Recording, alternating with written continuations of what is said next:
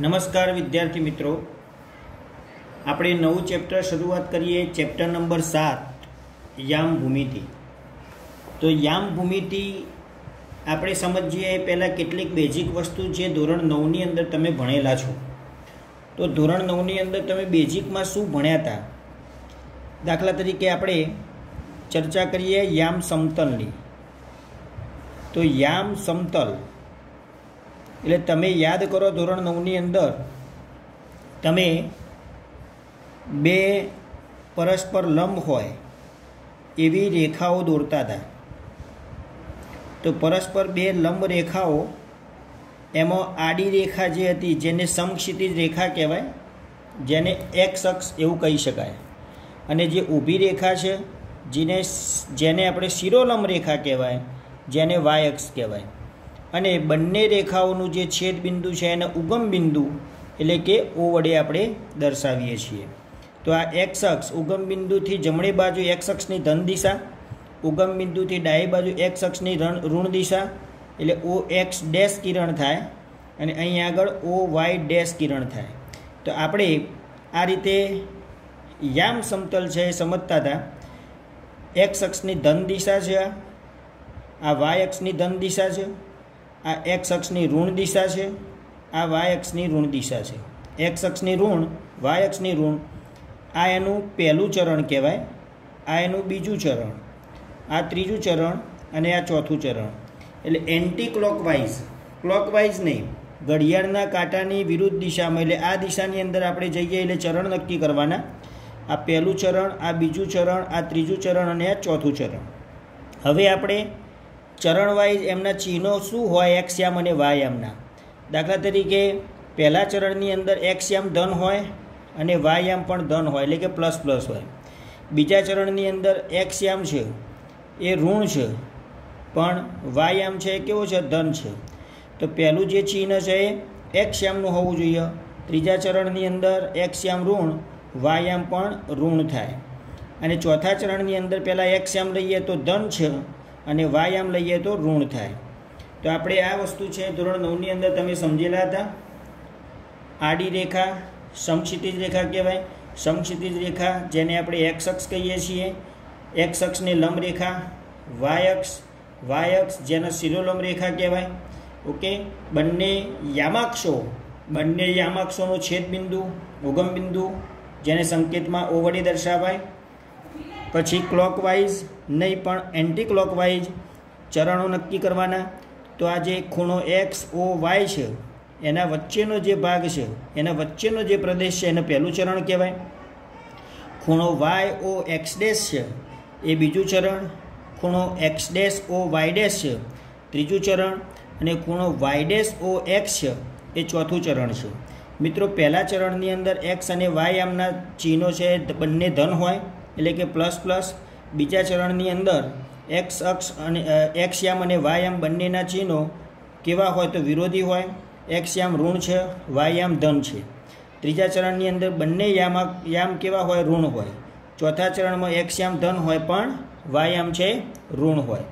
દાખલા તરીકે આના લગતા કેટલાક પ્રશ્ન આપણે પૂછી શકાય કે ધારો કે 3-4 નું ચરણ કયું હોય. તો આ જે છે એનું ચરણ નક્કી કરવું છે તો આ પ્લસ કહેવાય અને આ માઇનસ કહેવાય. એટલે કે આ ધન છે, એક્સ યામ ધન છે, વાય યામ ઋણ છે, એટલે પ્લસ માઇનસ. અહીંયા પ્લસ માઇનસ છે કયા ચરણમાં છે તો ચતુર્થ ચરણની અંદર આ આવે. આ તમે સમજેલા છો ઓલરેડી. એના પછી દાખલા તરીકે -2 -4 નું ચરણ કયું હોય તો આપણે એ પણ જોઈએ. તો બંને ઋણ છે, માઇનસ છે કયા ચરણની અંદર હોય તો ત્રીજા ચરણ એટલે કે તૃતીય ચરણની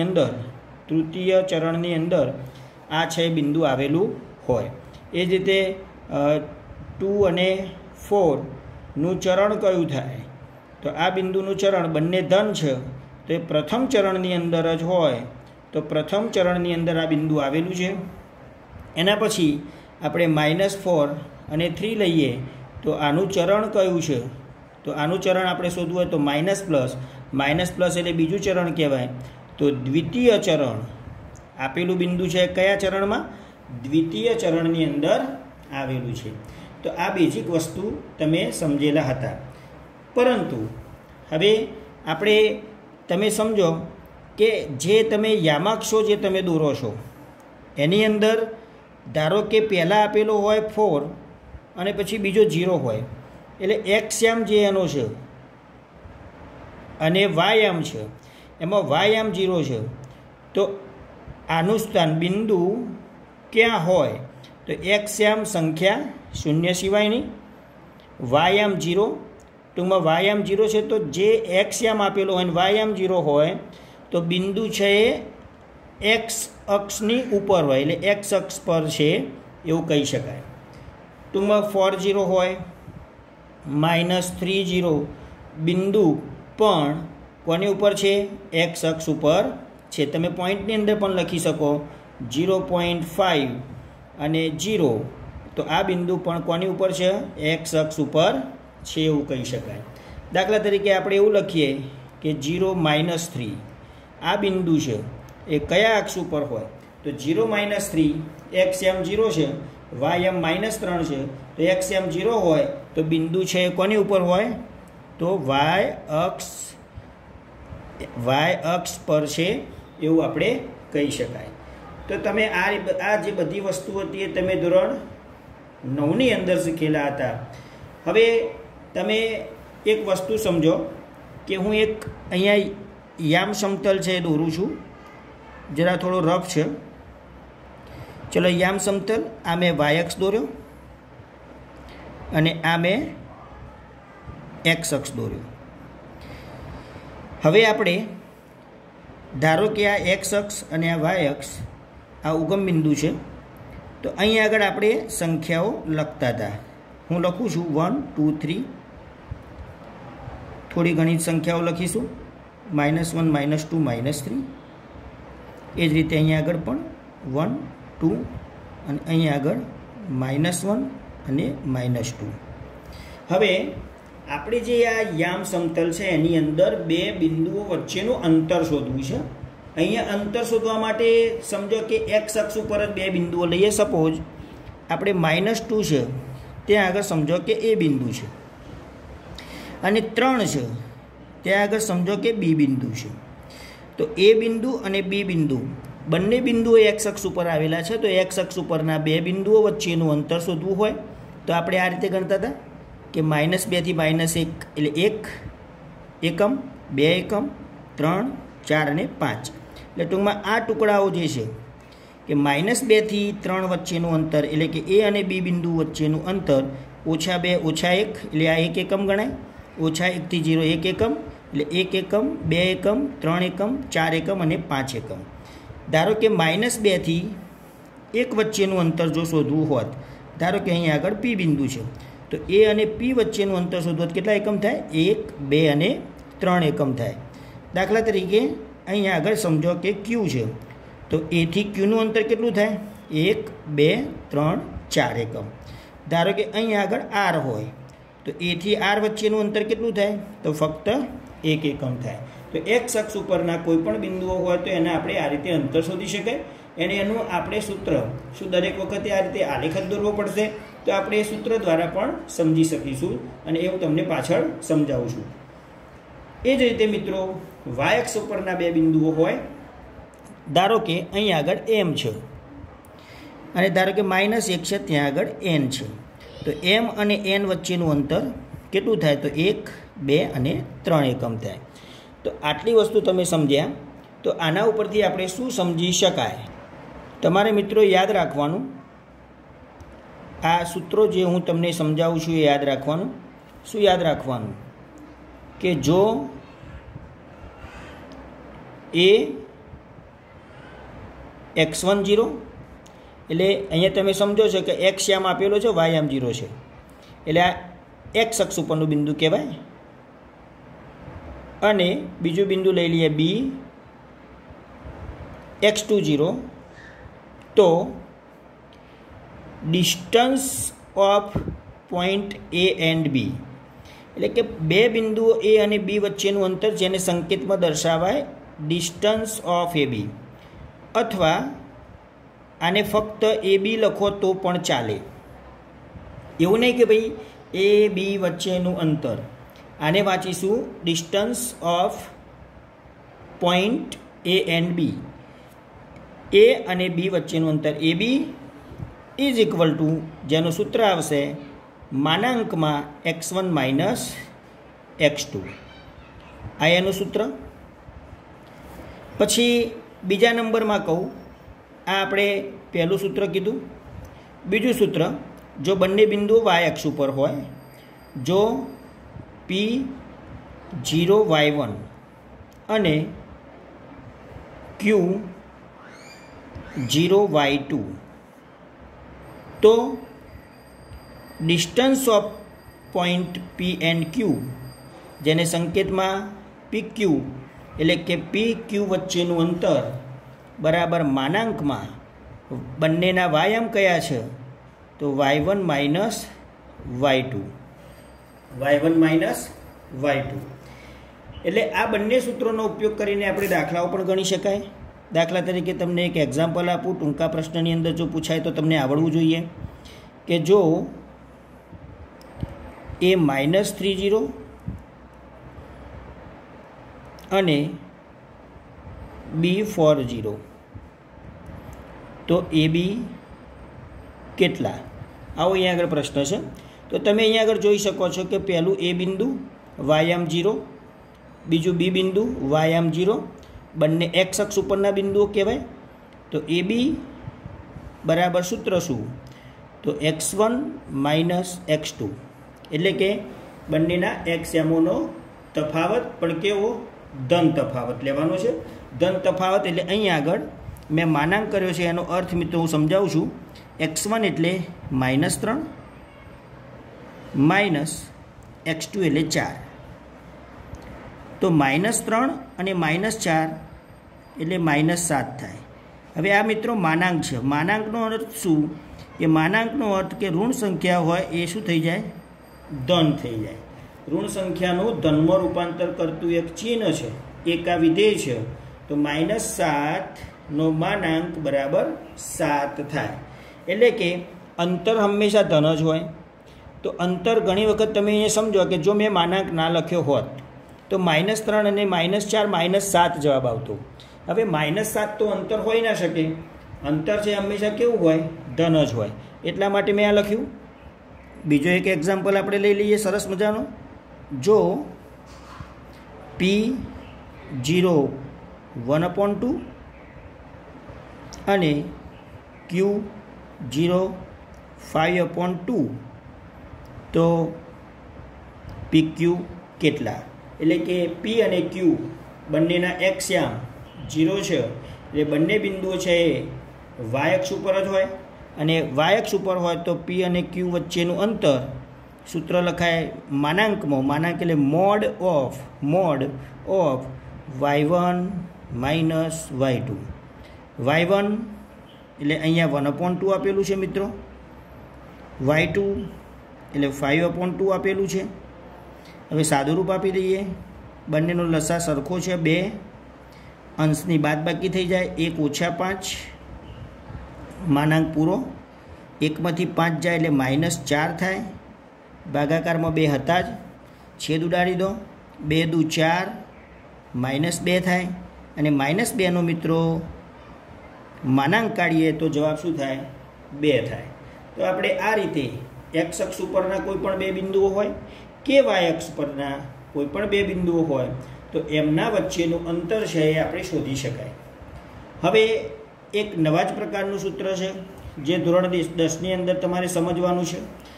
ધારો કે સમજો કે 2 બિંદુઓ હોય, બંને બિંદુઓ અલગ અલગ ચરણની અંદર હોય અને એમના વચ્ચેનું અંતર જો શોધવું હોય, એટલે આપણે એવું સમજીએ કે ધારો કે અહીંયા આગળ એ બિંદુ છે અને અહીંયા ક્યાંક બી બિંદુ છે.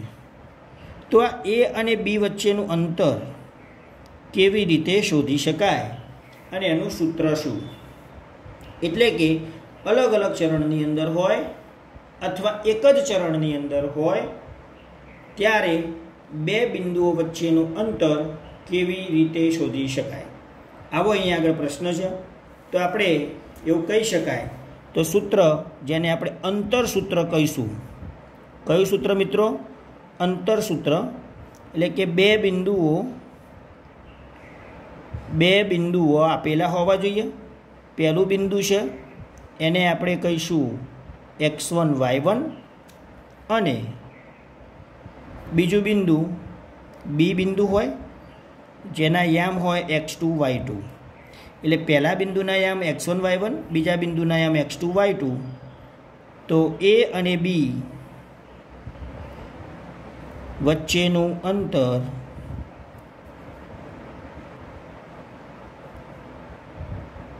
AB થાય અને AB જેને આપણે ડિસ્ટન્સ ઓફ AB વડે પણ દર્શાવાય, જેનું સૂત્ર છે મિત્રો વર્ગમૂળમાં x1 માઇનસ x2 નો સ્ક્વેર. વર્ગમૂળમાં x1 માઇનસ x2 નો square plus y1 minus y2 નો સ્ક્વેર. તો એનું અંતર સૂત્ર થયું. તો અંતર સૂત્ર શું યાદ રાખવાનું મિત્રો? તો એ અને બી વચ્ચેનું અંતર AB બરાબર, એટલે કે ડિસ્ટન્સ ઓફ AB બરાબર વર્ગમૂળમાં x1 માઇનસ x2 નો square plus y1 minus y2 નો સ્ક્વેર. તો આ રીતે આપણે અંતર સૂત્ર છે તમારે યાદ રાખવાનું છે. અંતર સૂત્ર છે એનો ઉપયોગ કરીને ઘણા બધા દાખલાઓ છે ગણવાના છે. અને આ સિવાય કેટલાક નિયમો હું તમને અત્યારે કહું છું, એ નિયમો તમે યાદ રાખજો જેથી દાખલાઓ ગણવા માટે તમને સરળતા રહે. ચલો મિત્રો, આપણે અંતર સૂત્ર જોયું. અંતર સૂત્ર શું કીધું મેં? તો અંતર સૂત્ર જો એના યામ x1 y1 તથા બીના યામ x2 y2 તો AB ઇઝ ઇક્વલ ટુ આ અંતર સૂત્ર જે તમને મેં યાદ રાખવાનું કીધું હતું x1 માઇનસ x2 નો square plus y1 minus y2 એનો હોલ સ્ક્વેર. અને આ વસ્તુ શેમાં છે? આખી વસ્તુ વર્ગમૂળની અંદર છે.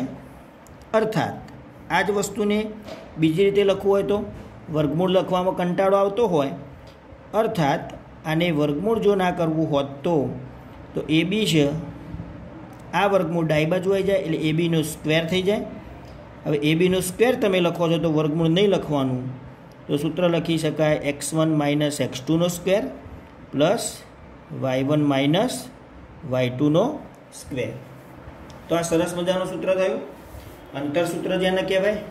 હવે અંતર સૂત્ર આપણે એક વસ્તુ તમે સમજો કે ત્રણ બિંદુઓ સમરેખ હોય. સમરેખ બિંદુઓ એટલે એક જ રેખા ઉપર આવેલા બિંદુઓ. ધારો કે અહીં આગળ બિંદુ A છે, વચ્ચે ક્યાંક બિંદુ B છે અને છેલ્લું બિંદુ C છે. એટલે શું કહી શકાય? તો A, B અને C સમરેખ કહી શકાય. તો ABC સમરેખ હોય તો શું થાય? A અને B વચ્ચેનું અંતર, B અને C વચ્ચેનું અંતર, તો A થી B ના અંતર અને B થી C ના અંતરનો સરવાળો A થી C ના અંતર જેટલો થાય. એટલે મતલબ કે શું લખી શકાય આપેલી આકૃતિ માટે? AB plus BC, AB plus BC is equal to AC. એટલે જો કોઈ ત્રણ બિંદુઓ માટે આવા નિયમનું પાલન થતું હોય કે કોઈ પણ બેનો સરવાળો ત્રીજા બરાબર થતો હોય તો આપેલા બિંદુઓ સમરેખ છે એવું કહી શકાય. તો સમરેખ માટે તમે શું સમજ્યા? તો શું યાદ રાખવાનું કે કોઈ પણ ત્રણ બિંદુઓ હોય A, B, C, તો તમે શું કરો? A અને B વચ્ચેનું અંતર શોધો, પછી B અને C વચ્ચેનું અંતર શોધો અને પછી A અને C વચ્ચેનું અંતર શોધો. પછી તમે નક્કી કરો કે કોઈ પણ બેનો સરવાળો ત્રીજા બરાબર થાય છે, કોઈ પણ બે બિંદુઓ વચ્ચેના અંતરનો સરવાળો ત્રીજા બરાબર થાય છે. જો થતો હોય તો સમરેખ કહેવાય, બાકી સમરેખ ન કહેવાય.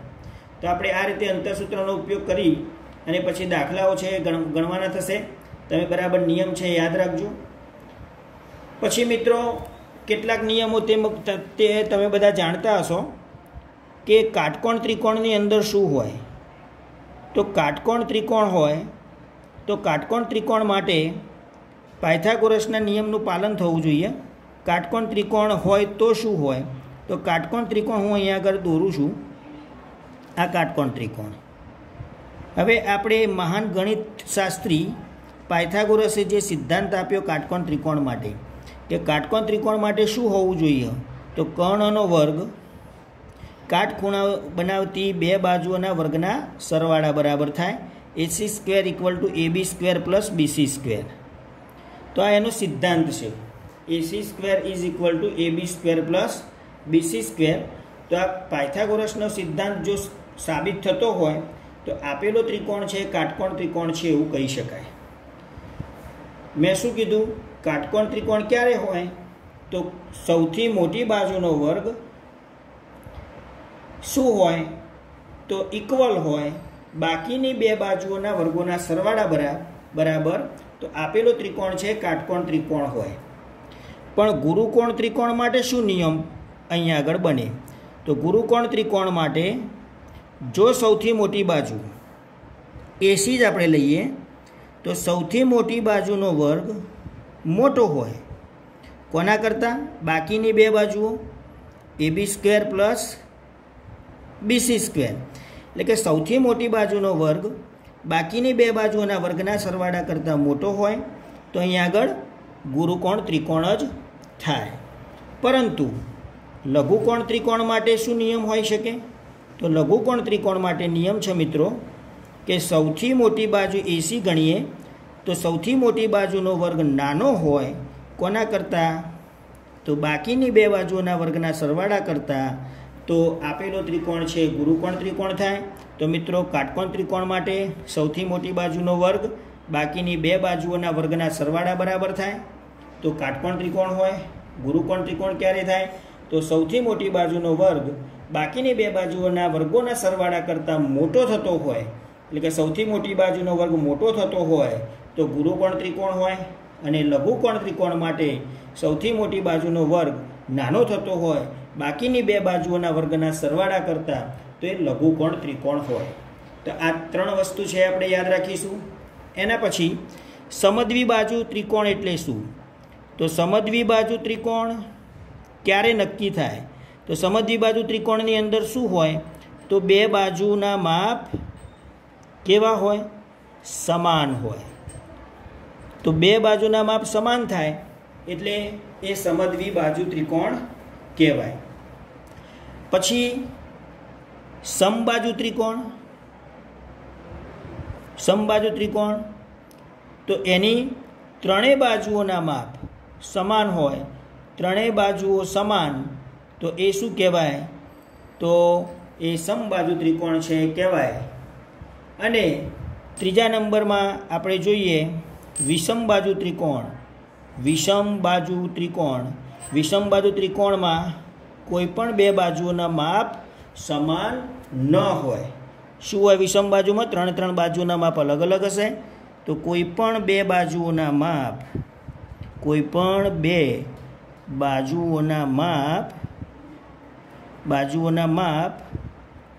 શું ના હોય? તો સમાન ન હોય.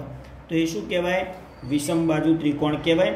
તો અહીંયા આગળ મિત્રો જેટલા નિયમો કહું છું એ તમારે યાદ રાખવાના છે. પછી આપણે ચતુષ્કોણની વાત કરીએ તો ચતુષ્કોણના ગુણધર્મો મિત્રો તમે ધોરણ 9ની અંદર ઓલરેડી ભણેલા જ છો કે લંબચોરસ હોય તો એની અંદર શું હોય? તો લંબચોરસની અંદર સામેની બાજુઓ સમાન હોય. પછી બીજા નંબરમાં બધા ખૂણા કાટખૂણા. અને ત્રીજો નિયમ વિકર્ણો સમાન. જો આટલા નિયમનું પાલન થતું હોય કે સામસામેની બાજુઓ સમાન હોય, બધા ખૂણા કાટખૂણા થતા હોય અને વિકર્ણો સમાન થતા હોય તો એ લંબચોરસ હોય. પરંતુ ચોરસની અંદરનો નિયમ શું? તો ચોરસનો નિયમ બધી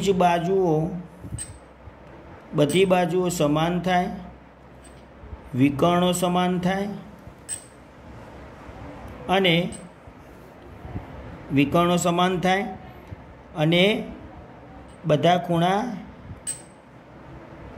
કાટખૂણા હોય. જો આ નિયમનું પાલન થતું હોય તો એ ચોરસ હોય. અને બીજા નંબરમાં સમબાજુ ચતુષ્કોણ. સમબાજુ ચતુષ્કોણની અંદર મિત્રો શું હોય? બધી બાજુ સમાન, પછી વિકર્ણો પરસ્પર કાટખૂણે છેદે. કાટખૂણે છેદે અથવા તો દુભાગે. દુભાગે એવું કહી શકાય. દુભાગે એનો અર્થ એવો કે વિકર્ણના બે સમાન ભાગ કરી દે, જે એનું છેદ બિંદુ હોય ત્યાંથી. તો આટલા નિયમો છે એ તમારે યાદ રાખવાના. શું યાદ રાખવાનું? તો કાટકોણ ત્રિકોણ માટે શું હોય? તો સૌથી મોટી બાજુનો વર્ગ બાકીની બે બાજુના વર્ગોના સરવાળાના જેટલો હોય તો એ કાટકોણ ત્રિકોણ જ બનાવે. જે ત્રિકોણની અંદર સૌથી મોટી બાજુનું માપ, સૌથી મોટી બાજુના માપનો વર્ગ બાકીની બે બાજુના વર્ગોના સરવાળા કરતાં મોટો જ હોય તો એ ગુરુકોણ ત્રિકોણ હોય. જે ત્રિકોણની અંદર સૌથી મોટી બાજુનો વર્ગ બાકીની બે બાજુઓના વર્ગના સરવાળા કરતાં નાનો થતો હોય તો એ લઘુકોણ ત્રિકોણ હોય. સમદ્વિબાજુ ત્રિકોણ એટલે જે ત્રિકોણની અંદર બે બાજુઓ સમાન હોય સમદ્વિબાજુ ત્રિકોણ જ કહેવાય. સમબાજુ ત્રિકોણ એટલે જે ત્રિકોણની અંદર ત્રણેય બાજુઓના માપ સમાન હોય તો એ સમબાજુ ત્રિકોણ કહેવાય. વિષમબાજુ ત્રિકોણ તેમાં ત્રણેય બાજુઓના માપ અલગ અલગ હશે એટલે કોઈ પણ બે બાજુઓના માપ સમાન ન જ થાય. લંબચોરસ, એના ગુણધર્મો શું યાદ રાખશો? તો લંબચોરસની અંદર સામસામેની બાજુઓના માપ સમાન હોય, વિકર્ણો એકરૂપ હોય, બધા ખૂણા કાટખૂણા હોય. ચોરસની અંદર બધી બાજુઓ સમાન, વિકર્ણો પણ સમાન, બધા ખૂણા કાટખૂણા હોય. સમબાજુ ચતુષ્કોણમાં શું યાદ રાખશો? બધી બાજુ સમાન હોય, વિકર્ણો પરસ્પર કાટખૂણે દુભાગે. તો આટલા સિદ્ધાંતો છે તમારે યાદ રાખવાના. એના પછી આપણે અંતરસૂત્ર આધારિત કેટલાક દાખલાઓ છે એ આપણે જોવાનો પ્રયત્ન કરીએ મિત્રો. સ્વાધ્યાય 7.1 મિત્રો તમે જોઈ શકો છો. એની અંદર પહેલો દાખલો છે, એમાં પ્રશ્ન આ રીતે આપેલો છે: નીચે આપેલા બિંદુઓની જોડ વચ્ચેનું અંતર શોધો. એટલે બે બિંદુઓ આપેલા છે, એ બંને બિંદુઓ વચ્ચેનું અંતર કેટલું હશે? તો આપણે 2, 3 અને 4, 1. એટલે આપણે એમના પહેલાં તો નામ આપી દઈએ મિત્રો. દાખલા તરીકે પહેલું બિંદુ છે એને નામ આપી દઈએ A, બીજું બિંદુ છે એને નામ આપી દઈએ B. તો A, B, A2, 3, B4, 1 ધારતા. એટલે બંને બિંદુઓને આપણે ધારી લીધા. પહેલું બિંદુ A બિંદુ કીધું, બીજું બિંદુ છે એના B બિંદુ કીધું. હવે A અને B વચ્ચેનું અંતર AB બરાબર, જો તમારે વર્ગમૂળવાળું સૂત્ર મૂકવું હોય તો વર્ગમૂળવાળું સૂત્ર છે એ મૂકી શકો છો. વર્ગમૂળવાળું સૂત્ર છે મિત્રો તમે યાદ કરી લો. તો સૂત્ર એનું હતું x1 - x2 એનો સ્ક્વેર પ્લસ y1 - y2 એનો પણ સ્ક્વેર. x1 - x2નો સ્ક્વેર પ્લસ y1 - y2નો સ્ક્વેર વર્ગમૂળની અંદર. હવે આપણે જુઓ, x1 - x2નો અર્થ એવો કે પહેલા બિંદુનો xm, બીજા બિંદુનો xm બંનેનો તફાવત. એટલે x1 - x2 એનો મતલબ કે 2 - 4 પણ લખી શકો, 4 - 2 પણ લખી શકો. તમે 2 - 4 લખો, x1 - x2 2 - 4 ઉપર સ્ક્વેર હતો પ્લસ y1 - y2. y1 એટલે 3, y2 એટલે 1. તો 3 - 1 એનો સ્ક્વેર. મેં ફરીથી તમને સમજાવી દઉં કે 2 - 4 એટલે કે x1 - x2 x યામોનો તફાવત એનો સ્ક્વેર પ્લસ y યામોનો તફાવત 3 - 1 એનો સ્ક્વેર. સાદુરૂપ આપીએ મિત્રો. 2 માંથી 4 જાય તો -2 થશે અને એનો સ્ક્વેર. 3 માંથી 1 જાય તો 2 એનો પણ સ્ક્વેર.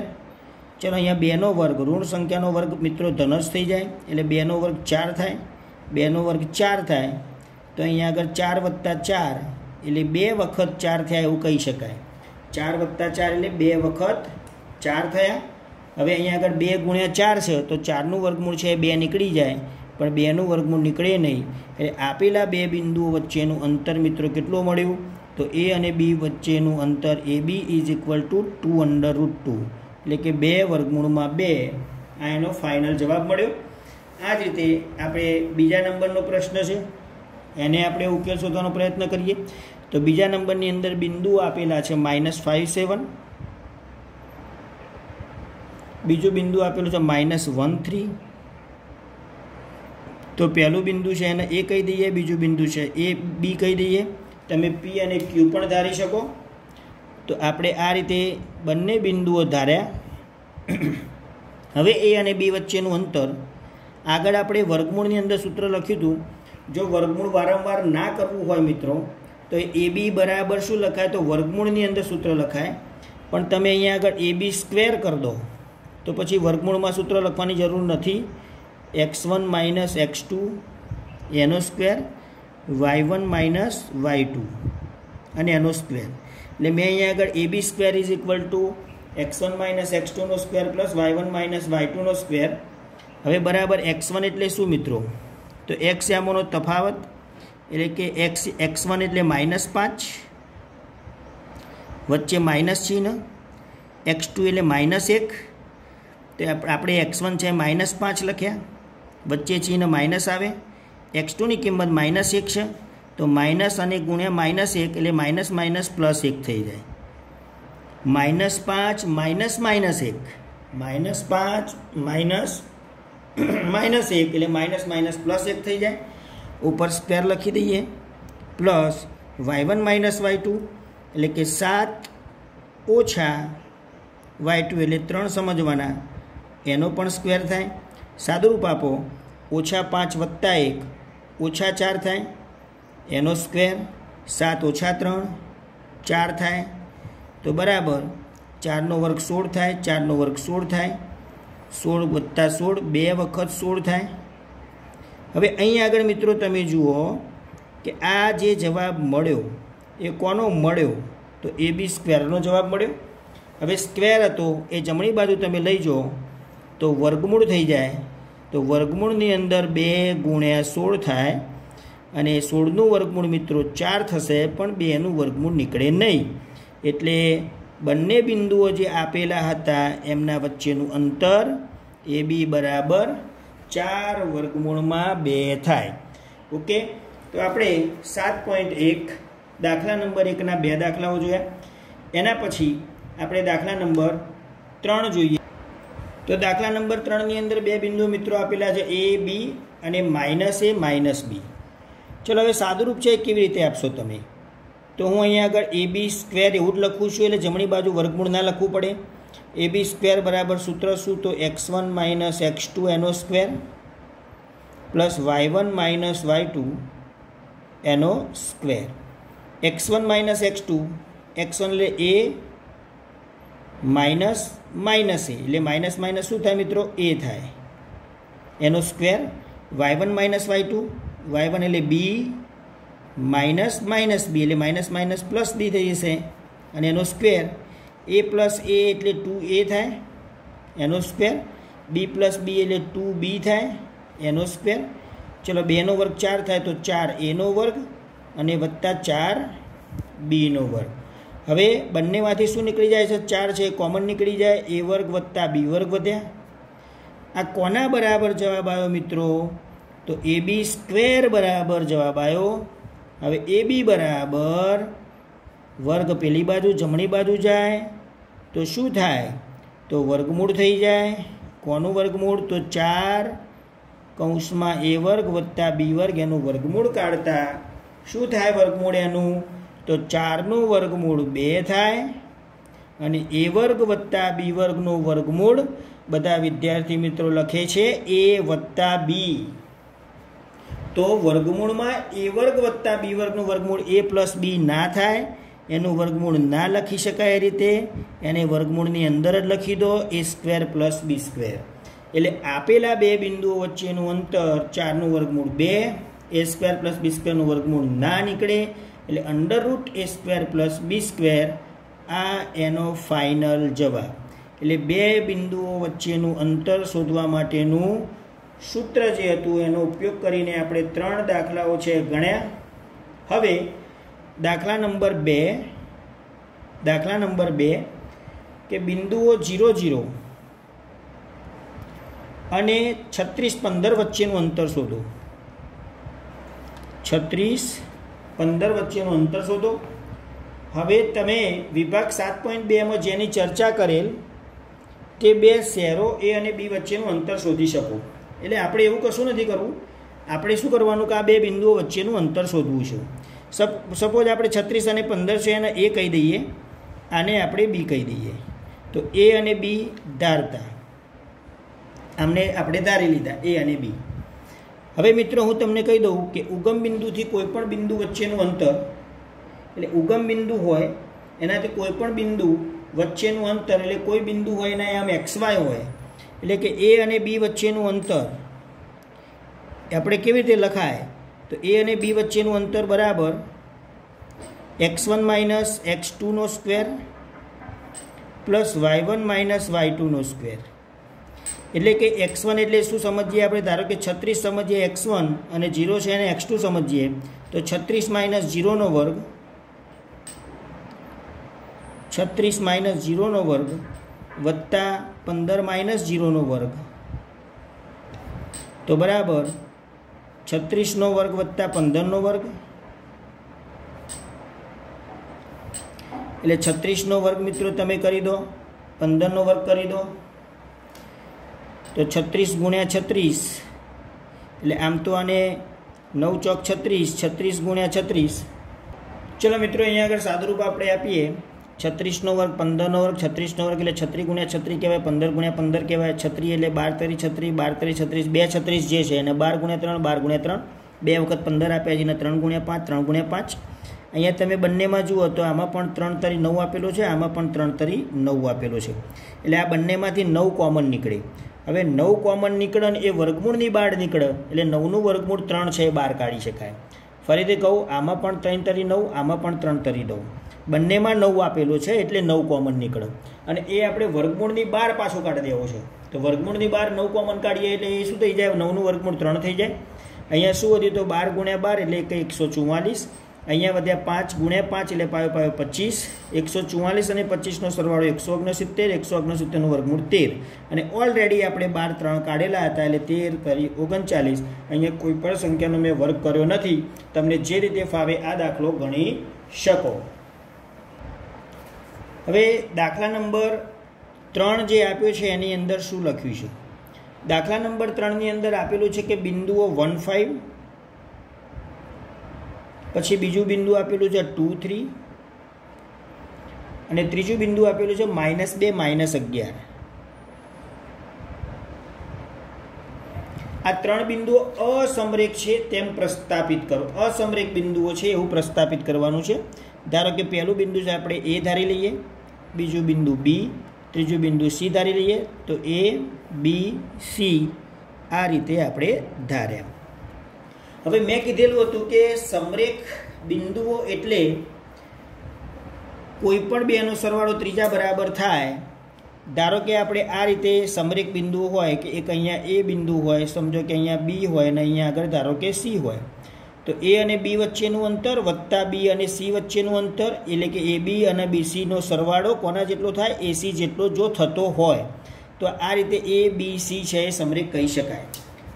ટૂંકમાં અહીંયા આપણે પહેલાં શું કરીશું? તો એ અને બી વચ્ચેનું અંતર, પછી બી અને સી વચ્ચેનું અંતર શોધીશું, પછી એ અને સી વચ્ચેનું અંતર, એ બી બીસી અને એસી આપણે શોધી નાખીએ. ચલો શરૂઆત કરીએ આપણે પહેલાં એ બી શોધવાની. તો એ બી બરાબર, હવે સૂત્ર પ્રમાણે કામ કરીએ. તમારે એ બી બરાબર એટલે બિંદુ એને ધ્યાનમાં રાખો, બિંદુ બીને ધ્યાનમાં રાખો. એ બી બરાબર વર્ગમૂળમાં x1 માઇનસ x2, એટલે હવે ડાયરેક્ટ આપણે લખીશું x1 એટલે 1 માઇનસ 2 એનો સ્ક્વેર, y1 માઇનસ y2 એટલે 5 માઇનસ 3 એનો સ્ક્વેર. સાદુરૂપ આપો મિત્રો. 1માંથી 2 બાદ કરો, -1, -1નો વર્ગ 1 થાય, 5માંથી 3 જાય તો 2, 2નો વર્ગ 4 થાય. જવાબ શું મળ્યો? તો વર્ગમૂળમાં 5 મળ્યો. આ કોનો જવાબ મળ્યો મિત્રો? એ બીનો જવાબ ફાઇનલ થયું. ચલો એ જ રીતે મિત્રો આપણે BC શોધીએ. BC એટલે વર્ગમૂળમાં 2 બિંદુ બીને ધ્યાનમાં રાખો, બિંદુ સીને ધ્યાનમાં રાખો. B અને C વચ્ચેનું અંતર શોધવું છે, તો B અને C બિંદુઓને ધ્યાનમાં રાખવાના. તો 2 ઓછા ઓછા 2 એટલે 2 ઓછા ઓછા 2 એટલે 2 વત્તા 2નો વર્ગ વત્તા 3 ઓછા ઓછા 11 એટલે કે 3 વત્તા 11 અને એનો સ્ક્વેર. ચલો સાદુરૂપ આપીએ. 2 અને 2 4 થાય, 4નો વર્ગ 16 થાય. 11 અને 3 14 થાય, 14નો વર્ગ 196 થાય. જરા સાદુરૂપ છે, તમે ડાયરેક્ટ આપવાનો પ્રયત્ન કરજો. 6 અને 6 12, 9 ને 1 10 ને 1 11 ને 1 વધી 1 અને 1 2 એટલે 212. આનો સરવાળો થયો એટલે 212 છે એ 106 ના અડધા, 106 એ 53 ના અડધા એટલે 212 છે. એને શું લખી શકાય? 53 દુ 106, 106 દુ 212 એટલે કે 2 બગડા છે. 2 દુ 4, 4નું વર્ગમૂળ 2 નીકળે પણ 53નું વર્ગમૂળ નીકળતું નથી. આ આપણે શું શોધ્યું મિત્રો? તો B અને C વચ્ચેનું અંતર શોધ્યું. એ જ રીતે તો આપણે BC છે એ શોધી નાખ્યા, જેને આપણે આ રીતે બોક્સમાં ફિટ કરી દઈએ. હવે આપણે શોધવાનું રહેશે AC. તો AC બરાબર A અને C વચ્ચેનું અંતર એટલે 2 બિંદુઓ યાદ રાખવાના, A ને અને C ને. તો A અને C એટલે કે 1 ઓછા ઓછા 2 એટલે 1 વત્તા 2નો વર્ગ થાય. 5 ઓછા ઓછા 11 એટલે 5 વત્તા 11 એનો સ્ક્વેર બરાબર વર્ગમૂળમાં 2 અને 1 3, 3નો વર્ગ 9, 11 અને 5 16, 16નો વર્ગ 256. તો બરાબર 256 અને 9નો સરવાળો તમે કરી દો તો કેટલા થશે? 265. તો અહીંયા આગળ 265 છે શું કહી શકાય? તો 5 ગુણ્યા 53 કહી શકાય. 5 પણ અવિભાજ્ય સંખ્યા, 53 પણ અવિભાજ્ય સંખ્યા. બંને સંખ્યાઓ અહીંયા આગળ છે એનું વર્ગમૂળ નીકળતું નથી. એટલે અહીંયા આગળ AC તમે જોઈ શકો છો કે 5 ગુણ્યા 53 એટલે કે 265 મળે છે. હવે તમે અહીંયા આગળ જોઈ શકો છો કે જે 3 જવાબ છે એમાં કોઈ પણ 2નો સરવાળો છે એ ત્રીજા બરાબર નહીં થાય. એટલે કે વર્ગમૂળ 5 અને 2 વખત વર્ગમૂળ 53. AB અને BCનો સરવાળો AC જેટલો નહીં થાય. BC બરાબર AB અને AC નહીં થાય અને AC બરાબર AB અને BC નહીં થાય. તો શું લખી શકાય? અહીં AC is not equal to AB plus BC તથા BC is not equal to AB વત્તા AC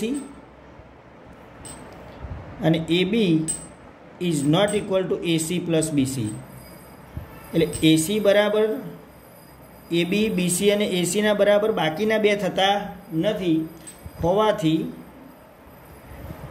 ABC 3 બિંદુઓ જે ધાર્યા એ સમરેખ ABC અસમરેખ છે એવું આપણે લખી શકાય.